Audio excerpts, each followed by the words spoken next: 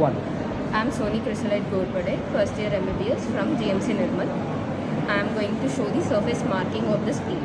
First, spleen. Spleen is present posterior laterally in the left hypochondrium of the abdomen.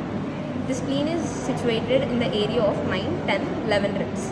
The upper border of the spleen is present on the upper border of the ninth rib, and the lower border of the spleen is present on the lower border of the 11th rib.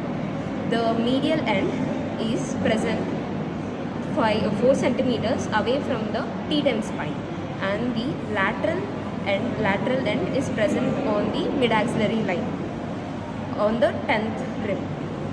So let's do marks to mark the spleen. We have 4 points. First point is 4 centimeters away from the T10 spine. T10 spine. Okay. The second point is on the 10th rib on the mid-axillary line. So first point is at the level of T. First point is at the 4 centimeters away from the T10 spine. T10 spine. So to calculate cervical spine, we have to first palpate the C7 spine, which is most prominent. Yeah, it is most prominent is C7 spine. Then you should calculate gradually T1, T2, T3 till the level of T10. T10 we have to calculate, and roughly 4 centimeters away from the T10 spine is our point 1. Point. Okay, posteriorly that is. Yes. Next, what about point 2? Point 2 is on the 10th rib on the mid-axillary line. 10th rib on the mid-axillary line. Try to see here, this is our, this is the manicule-sternal joint, or angle of sternal angle, or angle of face. Second rib, the third rib, fourth rib, fifth rib, sixth rib, seventh rib, eighth rib, and what is the ninth rib? On the 10th rib. On the 10th rib, exactly in the mid-axillary line in the 10th rib. Okay, you can give a point. Okay, you can use a forcep or anything.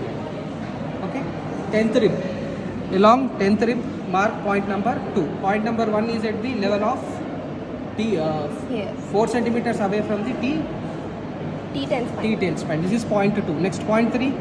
When we connect the point 1 and point 2, the midpoint it is around 16 to 15 to 16 centimeters. In the mid, among like 8 centimeters. Okay. Above that we get third point, that above 9th rib. Above the 9th rib, okay, we get the third point. Okay. Then below the 11th rib we get the fourth point. Okay, right. You above the In the posterior side. posterior side. Okay. On the posterior side. Okay. When we connect these 4 points, we get an oval shape. Do it right. This is which rib? Second point is at 10th rib 10th on the rib. mid-axillary line. On the mid-axillary. What about third point? Is on the upper border of the 9th rib, back side. Back side. Okay, right here only. Third point. So the third point is in between the first and second. Third point. Next. Fourth point is on the lower border of the 11th rib. Which area? I mean, like which, anteriorly or Posteriorly. posteriorly? The 11th rib. This 10th rib, 11th rib. Okay, here.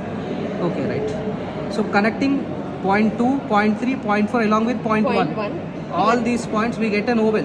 Oval shape, yes. Okay, point 1 is there towards posterior Yes. aspect. So that is the surface marking of the Spleen. spleen.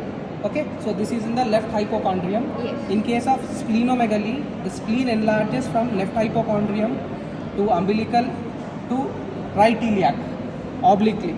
The reason is sustentacular ligament of spleen, also called as phrenicocholic ligament. It prevents the vertical enlargement. In case of liver, it will be from right hypochondrium to the right lumbar to the right iliac vertically. But in case of spleen, it is from here. Okay, from here, left hypochondrium to the umbilicus to the massive splenomegaly, right iliac. This is the oblique enlargement. This is due to the suspensory ligament of the spleen. So this is about the surface anatomy of the spleen and the relevant clinical aspect. Thank you.